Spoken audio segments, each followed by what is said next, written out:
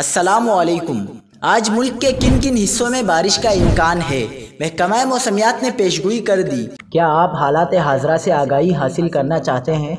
खबर के पीछे छुपे असल हक़ाइक़ जानना चाहते हैं तो अभी सब्सक्राइब कीजिए जिलमिल पाकिस्तान को और साथ ही घंटी के निशान पर क्लिक कर दें। आपको बताते चलें कि महकमा मौसमियात ने शहर कायद में मानसून के चौथे स्पेल के तीसरे रोज़ यानी आज हफ्ते को भी बारिश की पेशगोई कर दी, जबकि इस्लामाबाद समेत पंजाब में मतला जुज़वी अबारालूद रहने का इम्कान है।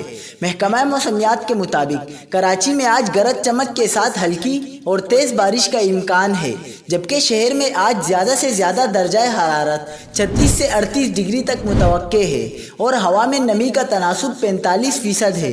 महकमा मौसमियात की जारी करदा खबर का स्क्रीनशॉट आप अपनी स्क्रीन पर देख सकते हैं।